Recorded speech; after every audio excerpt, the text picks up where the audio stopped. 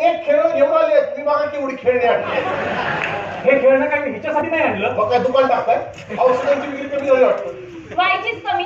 आता खर्च नाही का वाढले तिकडे अजून तर अख्खं आयुष्य काढायचंय तिकडे. नाही ना. हो तुम्हाला सभ्य भाषेत सांगितलं कळत नाही का? निघा निघा निघा.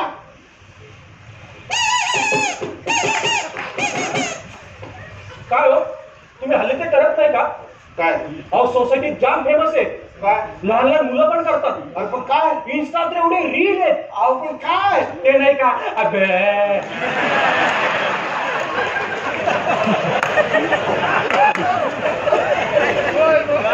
निर्लज्जपणाचा कळसच झाला. असं काय नाही तुझा नवरा कसलाच आहे. माझ्या पूजाचे काय हाल होत असतील. म्हणजे अगं म्हणजे कामाची सवय नाही ना तिला. मी इथे 2 महिन्यासाठी यायचो ना तेव्हा 10 महिन्याचा पसारा एकटाच आवडत बसायचो. धूळ तिला अजिबात सहन होते. एवढीशी धूळ जरी नाकात गेली ना 15 मिनिटे शिंकत बसायचं. मग मीच मेडिकल मध्ये जाऊन औषध वगैरे आणायचं. खूप काळजी घ्यायचो ना मी तिची जशी आता तुझी घेतोय. पण तुझ्या काळजीत एक नाजूक धागा आहे तुझ्या पोटातलं बाळ. माझ्या पूजाने असं वागायला नको होतं. मला ना लहान मुलांची भारी हवं. म्हणजे लहान मुलं दिसलं की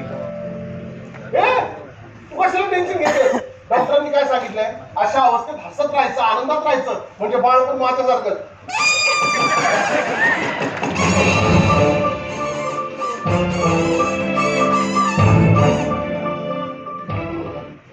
एवढा खर्च अगं काय गरज होती? मोहिनी पण गप्प बस. मी बोलायला लागले की माझा नवरा शांतपणे ऐकून घेतो आणि तुम्हाला उलट उत्तर देतोय. मोहिनी आपलं ठरलं होतं ना नवऱ्याची आठवण काढायची नाही. मग अरे बरोबर पण आता खर्च पण प्रमाणाबाहेर वाढले. त्या तुझा हा खर्च एकतर घर कसं मी बजेटमध्ये ठेवते पण तुला काय आहे ना त्याचं. नाही मला मान्य आहे. तसा तू पूर्वीपेक्षा खर्च कमीच केलाय. मग पूर्वी